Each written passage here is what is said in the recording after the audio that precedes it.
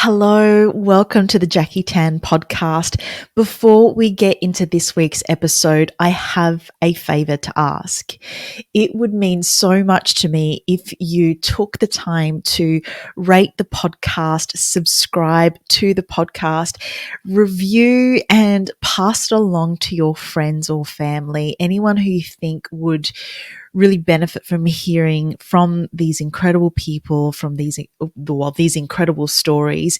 It all helps the podcast to grow, and that is a dream of mine, to continue to grow this podcast and reach even more people. So I would forever be grateful to you if you could take the time to help me out there. And now on to this week's episode.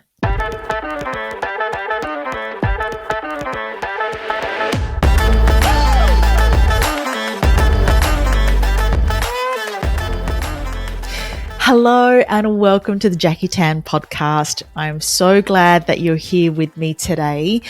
This week's episode was one that I have been dying to do for a long time. It's with an extraordinary woman, and it was well worth the wait. I have the absolute pleasure of chatting with the extraordinary Dr. Neeta Bhushan. She's the host of the top 50 mental health podcast, The Brave Table. She's a 5-time author. She's the founder of Global Grit Institute, and she's the co-founder of the Dharma Coaching Institute. And she is just extraordinary. It was just such a beautiful conversation about resilience and dealing with hard things. And her story is one that for me was so shocking, and I'd never really realized or knew her story because I followed her through Instagram, and I just love the work that she puts out. It's such a important resource for everyone going through, new changes and evolutions for myself and dealing with different things that I haven't really dealt with in the past that are coming up for me. And having her as a resource and the work that she does has been just such a gift. So it was such an incredible conversation, and I know you're going to get so much for this, but more importantly, I know you're going to get so much from her. So, when you leave this interview or this episode, make sure you go check her out. She's really extraordinary, and go get her book, because I honestly believe it should be on everyone's shelf and a resource to pick up anytime you need it. That sucked. Now what? So let's dive straight into this conversation with Dr. Neeta Bhushan. Neeta, thank you so much for chatting with me today. Welcome to the show. Oh my goodness, Jackie, such a pleasure. Pleasure to have to be here. I'm so excited to have you. I have been following you for so long, and you have gifted me the permission to be human, to feel all of the feels without judgment. And I've been on a self-healing and discovery journey of my own. And it wasn't until, I'm reading your book, That Sucked, Now What? Mm-hmm. And I was absolutely floored by your experience, because I never realized or knew the tragedy that you've been through. And it made me feel even more awe and admiration and respect for you because of the way you show up for yourself and the world, with so much joy and strength and love. And I'm so grateful to be able to be talking with you today. You've unknowingly been my therapist and teacher I love that. this entire time. So thank you, the extended thank you. But I thought, to begin, if you could tell us about your early childhood journey growing up and your experiences.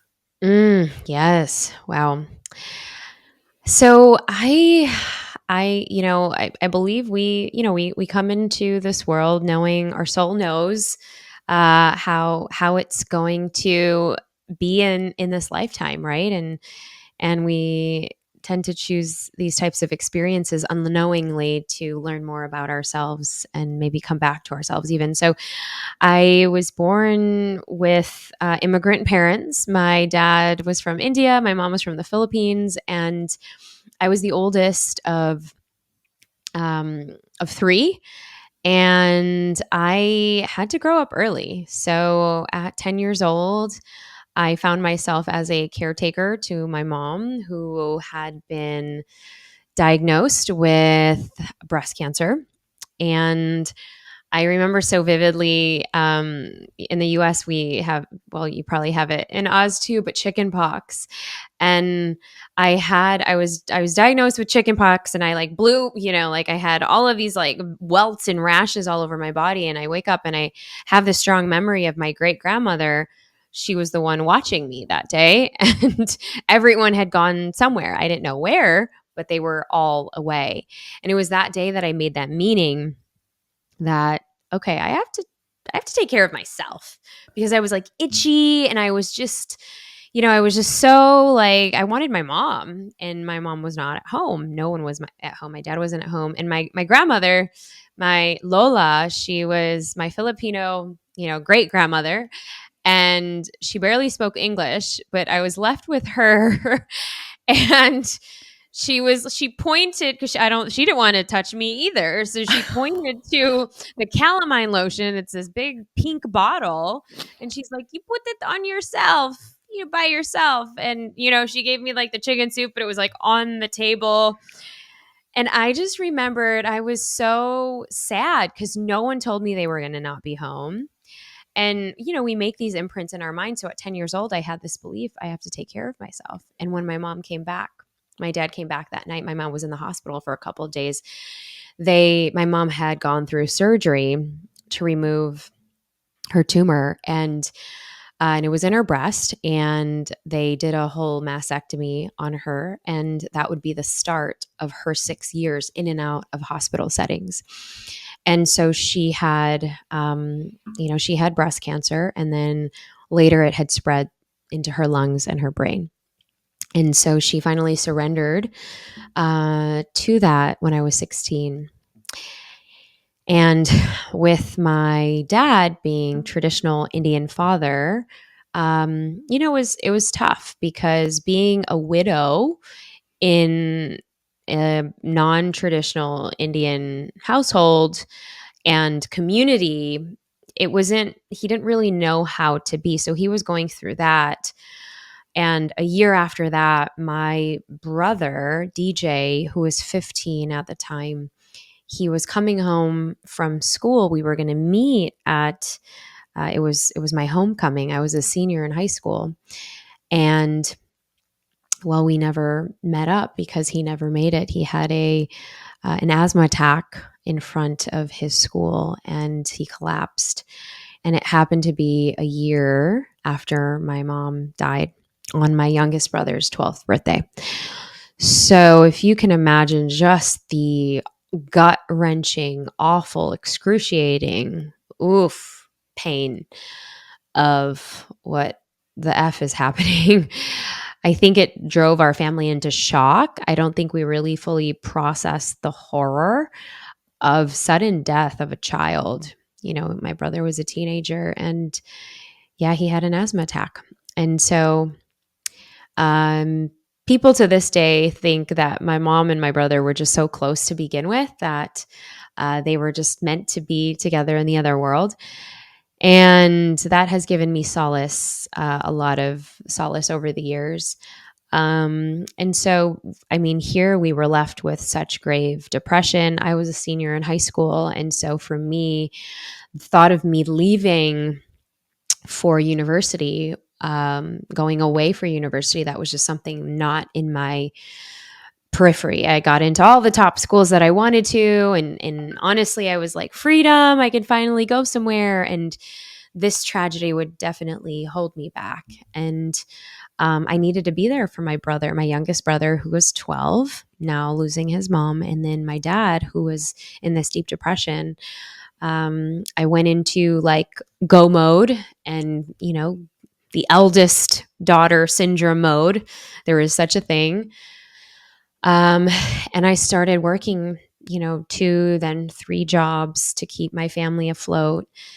We had an extraordinary amount of support from my aunts. I keep saying that I was raised by a pack of wolves because my grandmother, my both of my aunts, my grandmother's sister, so my other grandma, and my aunts, they were kind of the pillars supporting my dad. And we had a community outreach of support. And then 2 years later, my dad um, was diagnosed with stage 4 lung cancer.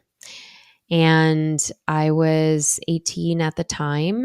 And I was at this point had so much anger and so much rage because I'm like, not again. I was mad at the world. I was mad at the doctors. I was mad at God. I was angry.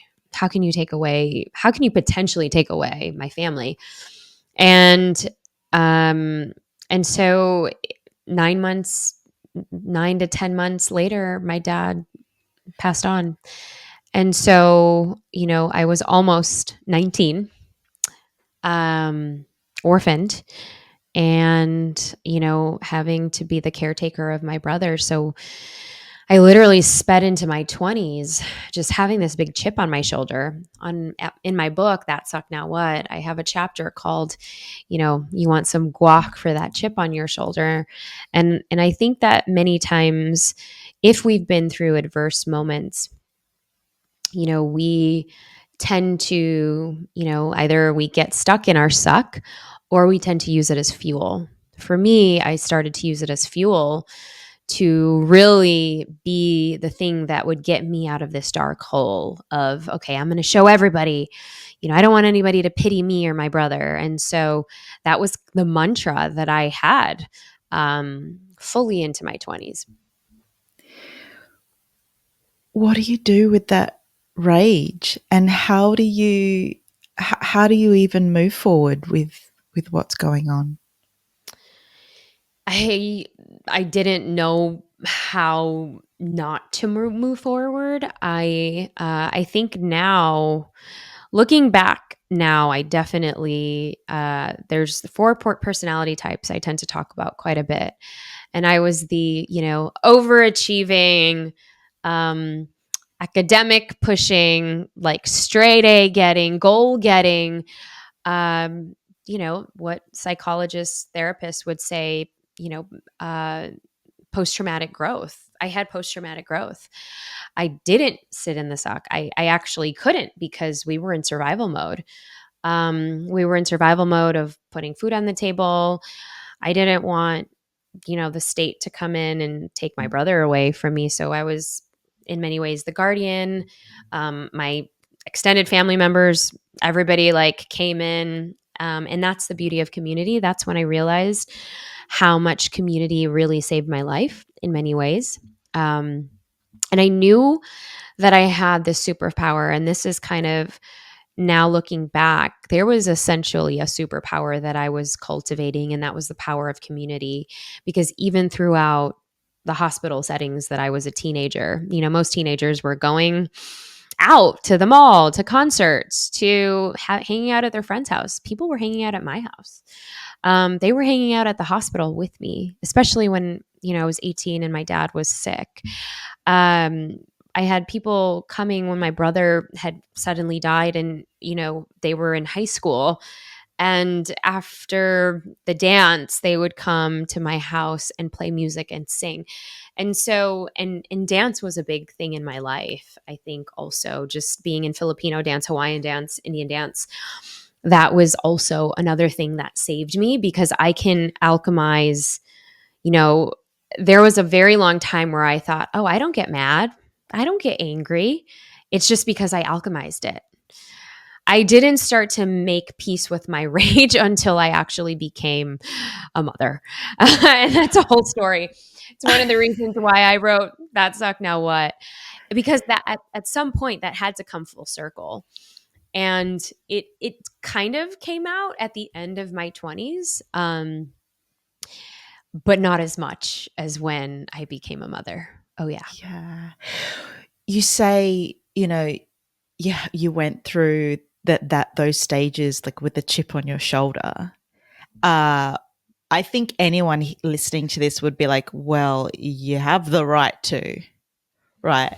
So, how do you make peace with that, but also, um, all the emotions that are still there that haven't been worked through because you've thrown yourself into all of the work, all of the studies, trying to achieve everything? How are you moving through that and working with the emotions and, coming into your 20s and, all the relationships that are coming in, as you're moving through life?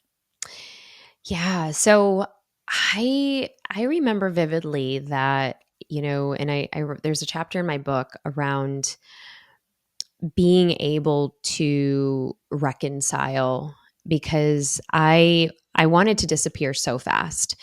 I didn't want to be known as the girl that lost her whole family, you know.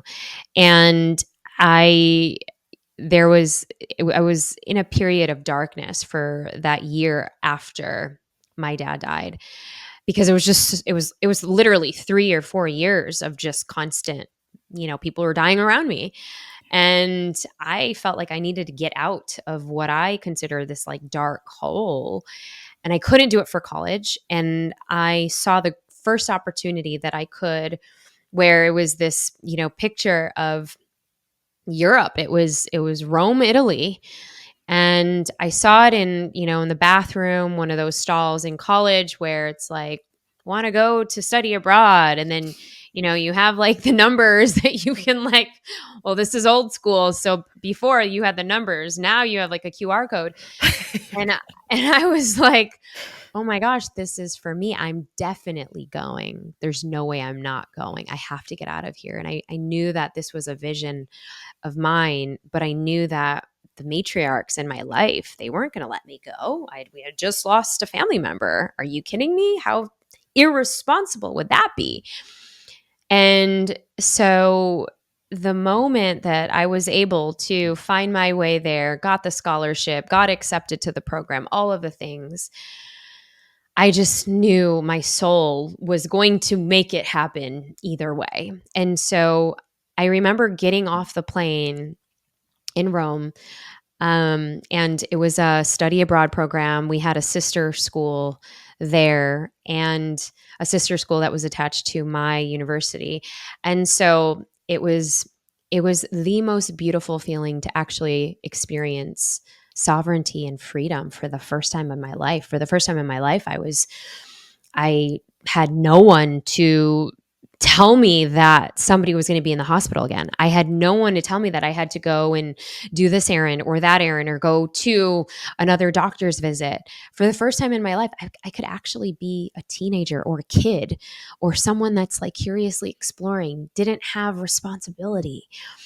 And that was wild for me. It was invigorating. It was exhilarating. I finally had roommates. I never went away. And it was such a beautiful feeling. I took um, Italian philosophy as one of the, subjects I was taking for that summer. I didn't know a lick of Italian. But it was that summer that I realized I was studying the Stoic philosophy, Marcus Aurelius from Rome, from Italy, and I had made peace with this saying, amor fati, because in class, and it was literally, I remember it was the first day of class, they were talking about amor fati, love of one's fate. What does that mean to us? And it was like everything clicked for me. Like I was meant to be there. Even though I was angry that my aunts and my grandmother, didn't want me to go, that were trying to guilt trip me to not go. And I had this real deep obligation to want to respect their wishes. But I knew in my heart that I'm like, no, I have to. And that would also be the time where, I started to really make peace with a lot of what happened. Now that I couldn't change my fate, I could accept it or run away from it. In many ways, I was really running home to myself. And that has really, truly given me a grounding or a foundation of exploration. And to this day, 20 something years later, I still make that trip out to Europe now with my family. It's interesting that we're sharing that, but every year around this time, literally, there's only been a few years that I've missed being in Europe in the summer because that's how much of a sacredness the summertime in Europe means to me. It's because of that summer in Europe when I was turning 21. And it was this where I was able to recreate an identity. I didn't have to share, oh yeah, I'm Neeta and hey, I lost 3 members of my family. I didn't have to say that. I didn't have to, usually somebody knew who I was or heard this story or heard this thing. I could pretend I was somebody else completely. New alias.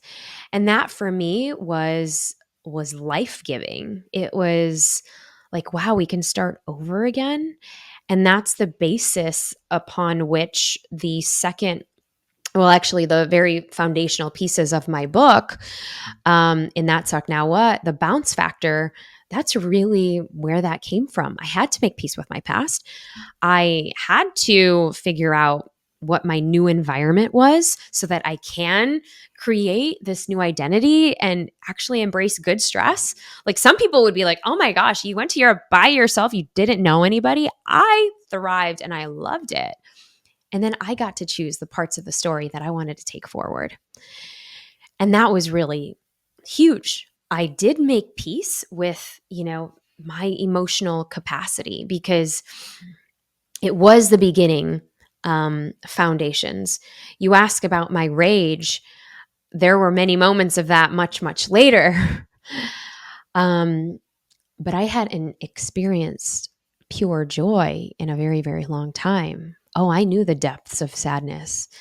I knew the depths of horrific, gut wrenching loss because I had lived it. I knew what it was to watch somebody die before your eyes twice before I was 19, to go through the slow death of pain and knowing and seeing that every chance you're getting with them in hospital settings, they're getting weaker and weaker and weaker. I now have a different way to process it now, but as a teenager, you only know what you know. But I lived it. I didn't fully live the playfulness and the awe and the wonder until that moment, that summer. And then finally the radical self-awareness of, wow, we have each divine moment, and wow, this moment is such a gift, and let's celebrate. And that summer I saw Coldplay for the first time in concert. And just with a friend that I randomly had and made in my European university day, and it was magical.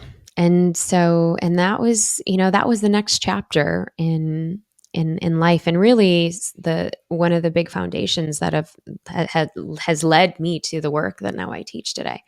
Yeah, which is so important. And I want to get to the bounce factor in a moment, but you said it was the first time that you were able to go somewhere and be someone and create your own identity in that moment. How important do you think that is in creating whether it's a new identity or peeling back the layers and finding, that whole person again when dealing with such tragedy or loss or whatever it is? Well, I think it's important to recognize the stage that you're in. And I think, later on at the end of my 20s, I found myself in a very toxic relationship. And that was my coping mechanism. My coping style was, all right, be in relationship and overlap relationships for as long as possible. And I didn't realize that I was losing myself in relationship because I was so afraid to be alone.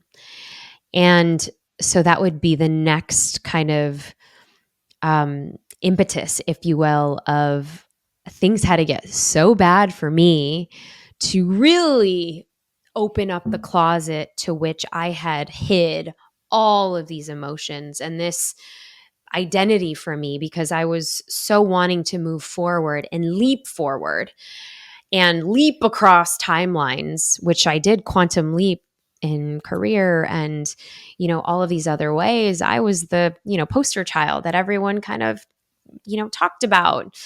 And my extended family was so proud of me. But when I then became a cosmetic dentist and I had all of these trappings of external success and I had, the big fat Indian wedding, I thought I was in love. I thought I found my forever partner. I thought this entire life I had built, this entire identity I had built was giving life, until I actually had to be really, really honest and say, whoa, holy cow, it's not.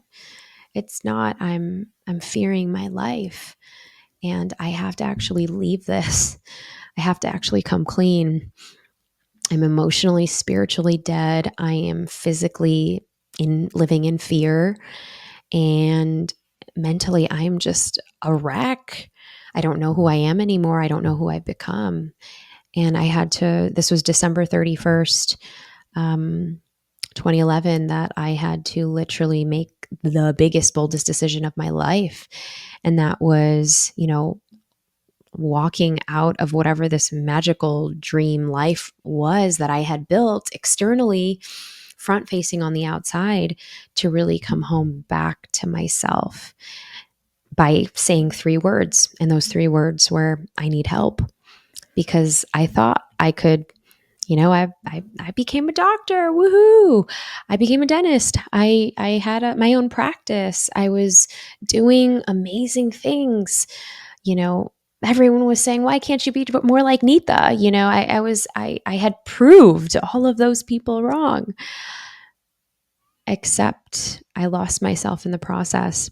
And it took about, it was the greatest 7 years to come back to myself, because in those 7 years, it was all about unraveling, unlearning, hitting full rock bottom, really focusing on the immense grief, on the immense loss, on the immense anger. Rage came later. This was anger at myself for choosing a partner like that, because we choose our partners. And it was going to be years later until I finally found forgiveness in myself, forgiveness in the process, gratitude that I found a partner that would teach me how to actually unconditionally love myself. And that whole journey, it took me on a journey across 45 countries, sitting with different kinds of people, from all different kinds of modalities of healing, from shaman practices to tapping to nervous system work to traditional therapy, talk therapy, to finally say, okay, what can we do with this? How can we alchemize this in life? And I realized that this also affected me in my professional life, that I couldn't do what I was doing. This was great and it was a chapter, but I had built so much confidence around that to become a leader of my life that was so focused on unlearning and so focused on healing that I didn't know if my hometown that I grew up with was still something that I wanted to be where I wanted to be living. And, the journey across 45 countries, it led me to the remote parts of, the other side of the world. And, even in Oz, even where my parents' lineage is from, the Philippines, going back to the ashrams my dad used to go to when he was a kid, having such reverence and deep gratitude for the spiritual work that I was born into while I rejected for decades of my life, having reverence for um the just the spiritual path. And that's what led me here. So in 2015 I sold my practice and I moved across country to the Bay Area, and I had started a bunch of ventures at the same time. And I knew that writing a book was one of those ventures. And a year later, my author path was born, and that was the beginning of that my path in as an author to really bridge the gap between our emotional mastery and our resiliency, yet our compassion for ourselves.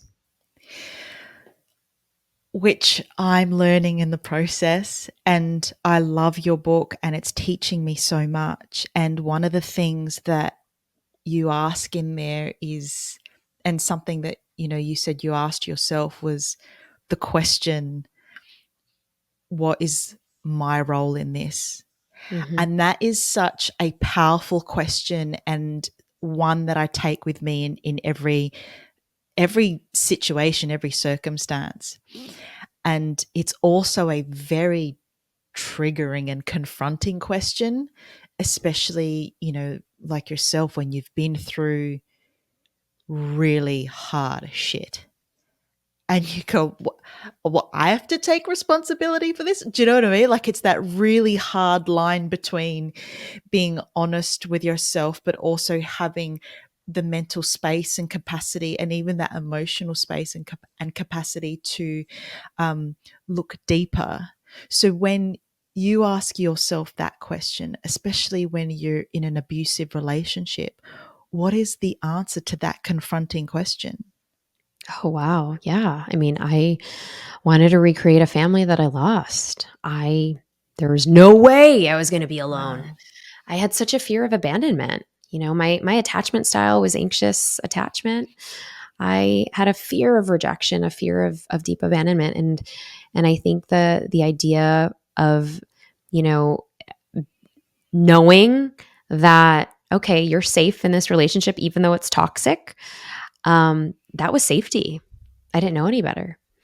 And I had to be, for years, compassionate with that little girl who didn't know any better, who chose that because she wanted love at the end of the day. She just wanted love. And so I say this to anybody who's listening to this, or maybe you have a friend who is going through this. They just want love. And maybe they'll reject that you do not like their partner because they just want love. And they want radical acceptance. And the best person that you can be for them is somebody that's there for them. Somebody that's there for them so that when they wake up, they're like, "Oh yeah, you were there with me all along." Not in a judging way, in a compassionate way. And I think we can only come into that when we are ready. And and yeah, and I think even now, I'll meet people who are really craving that love, but they might have these patterns in relationships where you're like, "No, girlfriend, why are you doing that?" And we just have to be okay to be like, I know I've been there, done that, but it's their journey and we have to embrace it and accept that, all right, while you've been there and done that, they have not. So let Mm. them have that experience. And it's so easy. Because people will ask me all the time, well, Neeta, how do I know my girlfriend is in a toxic relationship. I don't like her partner. Or how do you get out of it? And it's like, you've got to know when you're ready. You know that you deserve to be treated in the way that you are, that people see your greatness, but you have to see your own greatness. And I think for many years, I was outsourcing my greatness for somebody else to validate my greatness because I didn't see it in myself. And so, that's huge. How do we learn to see it? How do we learn to see our greatness? Yeah, I think the big question is, you know, can you build can you build your bounce factor? Can you make peace with the things that didn't go right in your past? Can you be okay with creating or inviting a new environment so you are okay with good stress? You're okay with discomfort, because so many of us do not like to be in discomfort. Who likes to be in discomfort? But if we're changing our reality, if we're changing our neural pathways, if we're changing our stories that have kept us back, that have held us back, well, what's the new story that you're going to create today? Remember, in Italy, I created a whole new story. It served me. It was great. I loved. I mean, to this day, I have such reverence for Italy. It changed my whole trajectory as an early teen, as an early young adult, in my early 20s, and it gave me the permission to play. So, can you actually give your permission, yourself permission to play, even if it's hard, even you're like, oh man. And one of the things that I just, you know, in our pursuit of greatness, to be able to just be able to say, that sucked, now what? Like, we make mistakes all day, and it's totally fine. This is the mantra that I'm giving my kids now. And they say it really, in such a goofy way, because they think I'm recording them. I'm not. I had to do that for a lot of book launch stuff, but so they have that ingrained in their head. But now we just say it like, oops, something went wrong, so it's like, that sucked, now what? Oops, I cut this paper I wasn't supposed to. And so can we have, you know, um, joy in sometimes some of the moments that are not so joyful? Can we really embrace the paradox of life? When we have grief, can we see the tiny moments that still take our breath away? Or if we are recovering from a loss or a breakup, can we be open to curiosity and wonder?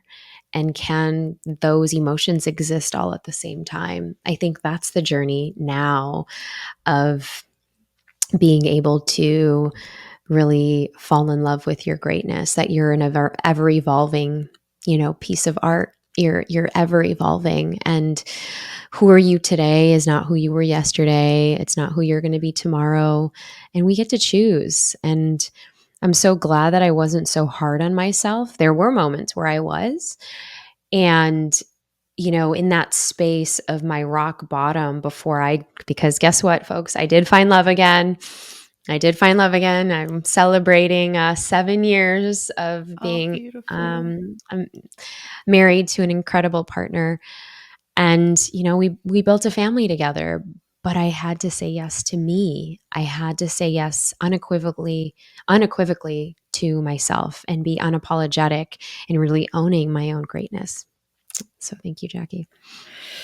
Uh, that was incredible.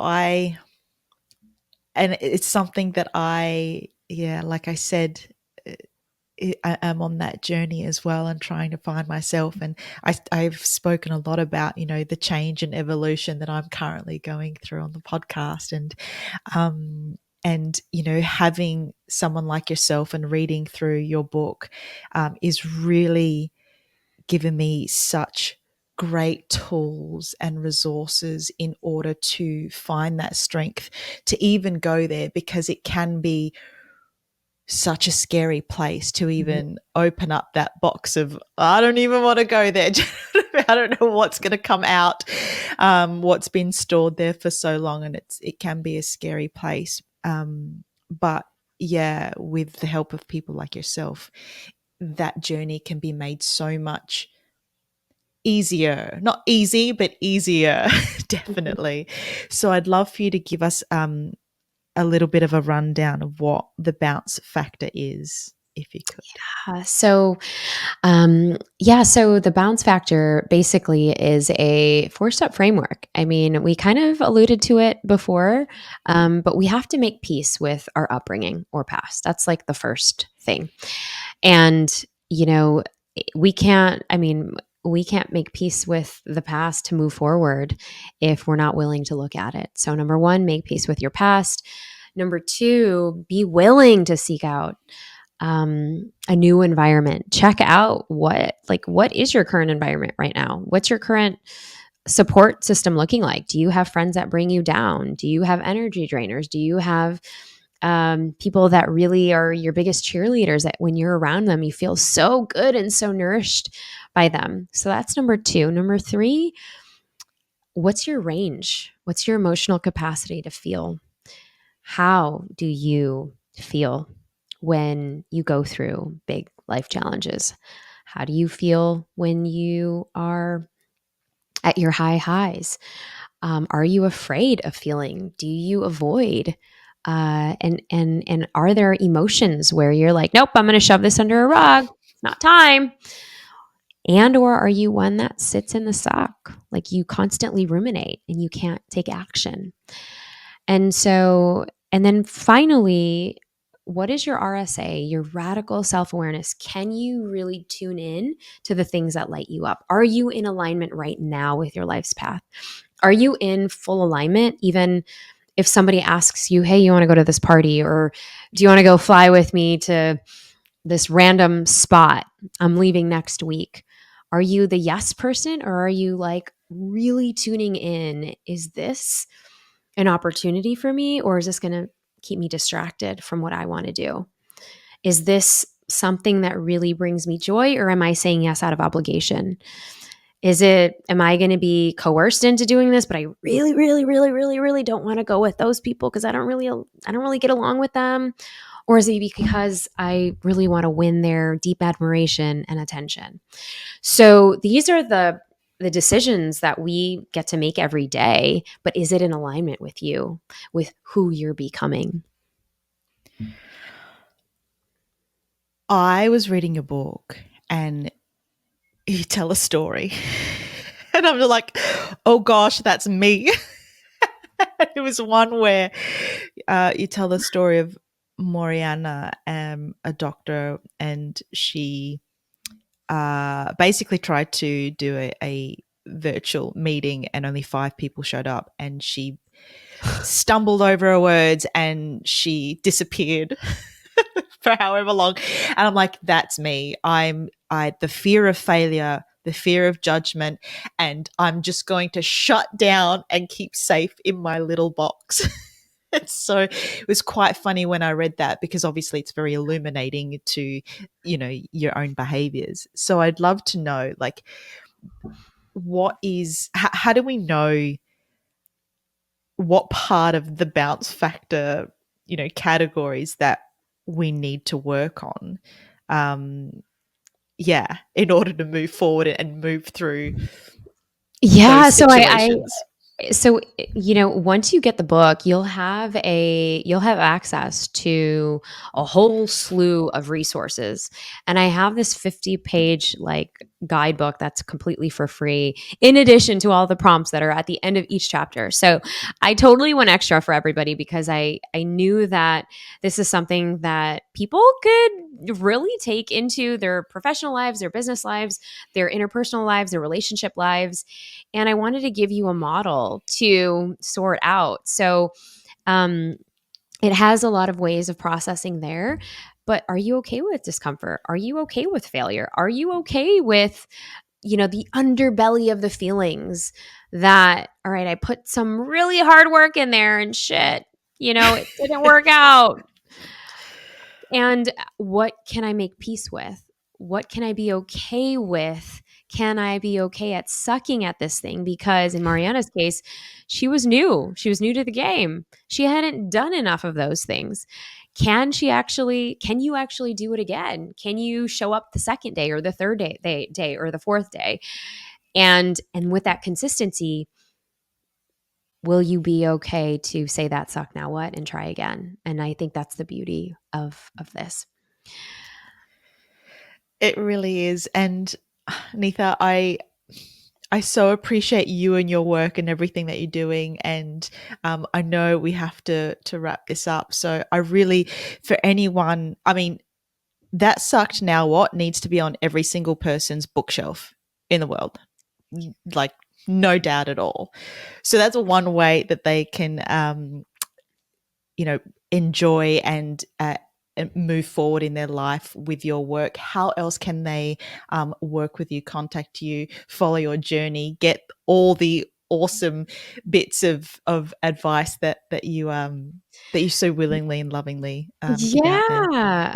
Well, I have our podcast, The Brave Table, and it's on YouTube. And we go into depth into all of these conversations. And so that would be another place if you're curious about changing your dharma and really focusing on next steps of healing and growth. We have an institute called Highest Self Institute that I've co-founded with my amazing co-founder Sahar Rose, and we have all kinds of courses and certifications there, and it's really, we created this because it's really what I wish I had coming out of the depths of darkness. And so if it helps anybody, we would love to see you there as well. Yeah, Thank you so much, amazing. Jackie. Oh, thank you. And to finish off today's incredible conversation, I would love to hand it over to you to ask a question of this incredible listener, something that they can think about today. Yeah, I'm curious, what would you do, or what would you brave if you weren't afraid of sucking at something new? That's perfect. Oh, Neetha, thank you so much for chatting with me today. It's been an absolute pleasure. Of course. Thank you so much for having me, love. You're brilliant, amazing. Thank you so much for tuning in today. Make sure you head over to the show notes because Dr. Neetha has so graciously and generously provided some freebies, especially for you. So go to the show notes and check them out. And I would love to hear from you and learn about your stories, what you've been through, and how you are going to move forward through your challenges. You are not alone. And with the right tools and resources, you can get through anything. So make sure you go and check out Dr. Neetha's work. It is going to change your life. If you enjoyed this episode, I would love for you to share it with your friends. Leave a rating and a review. Get in touch with me on Instagram. I would love to hear your story and how you're moving through your next challenge, or even what mindset shift that you are taking on from today's episode. Thank you again for tuning in. I appreciate you so much. Have the best day and week. Stay awesome, and I'll catch you in the next one.